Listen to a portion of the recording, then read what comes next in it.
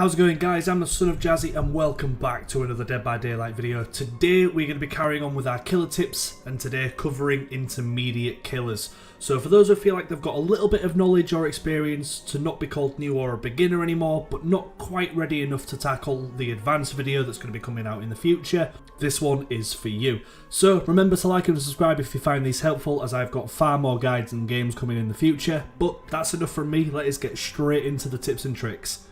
Tip number one is going to be about your red stain. Now, killers emit a red light that they can't see that tells survivors what direction they're looking in. However, as killer, get used to manipulating this red stain so that survivors can't see it at all, or believe something different to what you're actually going to be doing to get a free hit.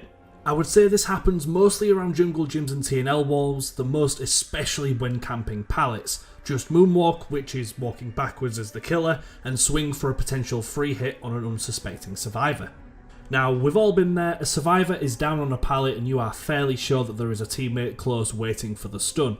If you know what direction the survivor is going to be, pick up the survivor on the very edge of the pallet.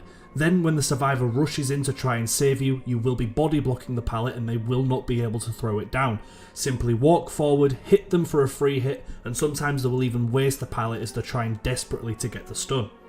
Number 3, try to bring a variety of perks when playing as killer. Some killers require a specific build to really help areas of the gameplay that they struggle in, but I tend to bring builds that revolve around this premise. I'll bring one slowdown perk, one gen perk, one information perk, and then another perk that suits the specific killer that you're playing. For example, if I was playing Nemesis or the Demogorgon, I'd bring Pop Goes the Weasel, the gen perk, Barbecue and Chili, the information perk, Corrupt Intervention, the slowdown perk, and save the best for last for this perk for the specific killer. And then when you get comfortable with this layout, you can customize it more and more to your liking, but it's always a good rule of thumb when it comes to best perk builds personally. Now, I would say the best kind of perk for survivors would be exhaustion perks. These allow survivors to cover great distances or dodge hits depending on the specific perk, and they can be really strong in either extending the chase or ending it altogether. I would say that the main two you will come across are sprint burst and dead hard. Now, survivors, I would say, use dead hard wrong quite a lot of the time, and will try to use it to dodge a hit instead of using it to beat a killer to a vault or a pallet. Now, dead hard can be really easy to notice and counter. If you're chasing a survivor and they are constantly looking behind them, wait for an extra second or two if you can, and then attack, as survivors panic with dead hard and will needlessly use it and waste it, and then hit them further down. With Sprint Burst, I would say it's a little bit more annoying if they get the distance boost on you at the beginning, but if you can hunt them down as normal, you know they don't have anything else in their arsenal that they can use, and they will be much weaker for it. So just keep an eye out for these two exhaustion perks. Now, tip number 5 revolves around clicking flashlight survivors. Now, when you hear flashlight clicks, it could be for one of two reasons. Number 1, they're a confident survivor and they're showing off or BMing or something like that, but the other reason they might click is to try and get you to chase them over another survivor. For the most part, if I'm chasing somebody and hear another survivor click at me, I completely ignore them and carry on chasing who I was already chasing. Now, either what will happen is they will leave you alone and go carry on doing gens, but sometimes they will not be able to handle the lack of attention and actually start following you to try and get you to stop chasing who you are. Keep going, as if this happens, the survivor is doing nothing beneficial for the team. Instead of them doing gens or healing, they will be wasting their time following you, which is exactly what you want. So, for the most part, don't let clicking irritate you, as they could end up hurting the team overall, especially if you're chasing somebody who is going to be on dead hook. Number 6 is going to be about getting spun or 360. Now, the better the survivor is, the more chance that they could try and 360 you and make you miss the hit. This could be really annoying if it's successful, but the easiest way to hit them when they try this is either by not lunging and doing a short M1 hit when you're directly in front of them, or by waiting an extra second for them to stop spinning or get into a comfortable point at spinning and hit them whilst they're sort of stood still, expecting you to fall over yourself trying to hit them. Now, this tip was mentioned in the comments of my previous video for beginner tips, but I felt it's such an easy tip to mention that actually is really useful, I'd throw it in here as well. The easiest way to pick up survivors when you know there could be a flashlight save attempt is to try and face a wall or a tree whilst in the pickup animation, or If you know a survivor is behind you waiting for you to do that, chase them away for a second so they start to run, and then immediately go back and pick up the survivor with your back to the flashlight saver. This mostly won't give them enough time to make up the distance, get in front of you and hit the timing right. Also, a quick additional little tip in here as well is to look up or down as soon as you can by doing this. They cannot blind you if you are looking up or down, and they will waste their time and sometimes even take a hit for their troubles. Tip number 8 is going to be knowing which pallets to break and which to loop. Now, in the previous guide I said that to break most pallets so that you can get them out of the game and carry on the chase, but for a little bit more knowledge on pallet tiles, some of them are incredibly unsafe for survivors, and more often than not, if they drop an unsafe pallet on you and you're good with your movement, you can bottleneck them into taking a free hit anyway. So try and get used to which pallets you should break immediately compared to others that you might be able to use against the survivor that dropped it. Now, the next tip is going to revolve around survivors trying to body block you. Now, you can carry survivors for roughly about 16 seconds before they break free, and sometimes survivors who are confident may try to swarm the hook and block it so that you cannot physically hook the survivor. Now, a great way to beat this is to just simply drop them and pressure the other survivors. Take away some health states and make them leave the area, then go back, pick up and hook, instead of trying to hit everyone and making it so that they break free easily, which, if survivors know what they're doing, can result in you losing the survivor on your shoulders pretty easily. So don't be afraid to drop survivors to pressure the rest if they are body blocking. Now we're halfway through. This next tip is going to be learn as you play and don't get angry. 9 times out of 10, if survivors have done something that has caused you to lose pressure, or a hook for example, instead of getting angry and salty, which we've all been guilty of, myself included, take it as a learning experience. What did you do wrong? What did the survivor do right? And how can you change your tactics so that it doesn't happen again? Think of it kind of like a chess match. They made a great move and now you need to keep that in mind so that when they try it again, you are ready for it and you can counter it.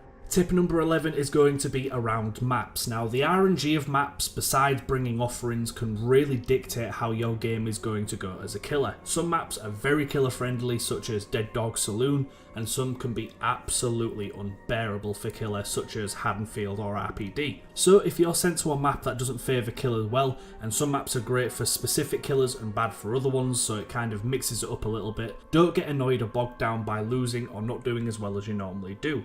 Maps have a huge role in your victory or your loss as a killer, and sometimes the RNG of a map will put the stacks against you. So if you main a particular killer, try to learn the bad maps more than the good ones so that you have much more of a fighting chance against survivors who know how to run you on the maps you're not familiar with. Now, whilst beginning, killer rotation is great as it lets you experience many different kinds of playstyles. However, try to find one killer that you really enjoy playing and put some time into them. Therefore, say if you put 50 hours on Oni, for example, and become quite decent with him, you'll always have him to use as backup if you wanted to play someone else for the first time. It really helps the morale of your killer games if you can do consistently well with somebody you enjoy.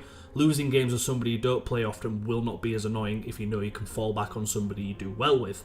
Number 13, every killer has unique weaknesses that good survivors can easily capitalise off. So if you learn these weaknesses as well, it can help your gameplay so you know what to avoid more and what will waste your time more. Say if you're playing as Trickster and a survivor is looping you around a high wall, you will know that the survivor can keep you there for a while. You might have to end the chase a little bit earlier so that they don't waste your time more than they are already doing. This isn't to say give up the chase immediately, but more keep an eye out for survivors who know how to exploit the weaknesses of the killer you are playing as. Now, number 14 is to try and force 3 gens whenever you can. Now, a 3 gen is where you have 4 gens have already been completed and you're left with 3 gens left on the map, but these have to be very close together for easier pressure.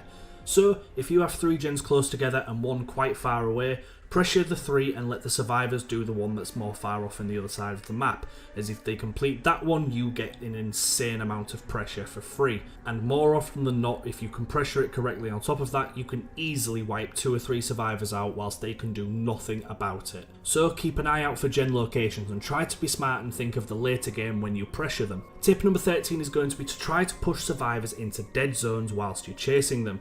Depending on the direction you chase the survivors, you can lead them into different areas of the map, so be careful, and sometimes instead of pushing right and letting them move to a shack tile for example, push them left and take them to a dead zone for an easier hit or down. It's kind of hard to explain, but by doing this you can drastically reduce chase times and catch survivors out, so it's definitely well worth keeping in mind. Now number 16 is going to be about doubling back. I said earlier that doubling back and manipulating your red stain is a great way to catch survivors off guard. However, a good survivor will be able to tell that you are doing this and adjust the chase accordingly. So be careful not to rely on doubling back too much, especially if they can see you, as you will lose a ton of time and distance if a survivor knows how to counter this.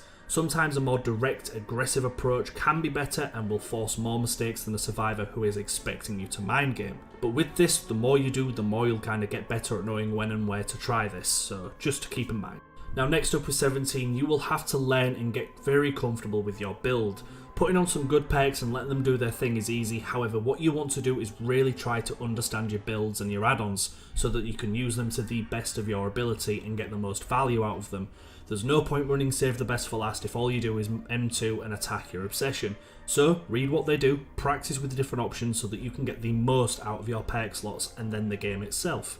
Tip number 18 is going to be careful how you chase survivors that are using medkits. Now medkits are essentially survivors using a 5th perk, as if it takes you a minute to hit them and then another 30 seconds to realise you need to leave, they can just spend 20 seconds to heal up and go straight back to gens as normal, which has just wasted your time. Always try to down medkit survivors so that they can't negate the pressure you've applied and end up wasting your time. Now I'm not saying never ever leave them, but be very careful about leaving injured survivors with a medkit. The second to last tip is going to be about survivor techs. Now survivors who are good with movement can try and perform different techs on you. The most popular ones are the window tech, which is where as you vault a window they will pass through your model and sneak away whilst you look in a different direction. So when vaulting, always look one way and moonwalk backwards a little bit so that this doesn't happen. The other one is the dumb tech, which is where when you get pallet stunned the survivor will vault over the pallet and hide inside your character model and then wait for you to turn around and swing, then vault again or dash away with life or something like that. The easiest way to catch this is to just wait a second before doing anything, as most times they are waiting to vault back and you may even get a free hit if they mess up the timing if you don't swing initially. There are also some other techs as well, but honestly the rarer they get the more difficult they are to perform and you won't really see them too often. And guys, the final tip for this video is going to be about a great way to tell if survivors are vaulting or whether they're faking it. So if a survivor has an item on them, if they are locked into the vault animation, the item will disappear from their hand. Now it will take some time to get used to looking for it and then acting on it, but it will get easier over time and definitely more important with range killers, but it can be handy with them from time to time. So keep an eye on their item, and if it disappears they are locked into the animation and you can hit them. And guys, that's it. Thank you so much for watching. Now, I'm not too sure how long it will take for me to make the advanced guys, and I'll be honest, it took me a little while to think of all these tips for intermediate, but it will be ready when it is ready. I really hope you all enjoyed this and can take something away from it. And remember, if you did, don't forget to give it a like so others have the potential to see this video too, and subscribe for some more Dead by Daylight guides and contents posted every week. But yeah, guys, that's it from me today. Thank you so much for watching. Take care. Bye bye for now.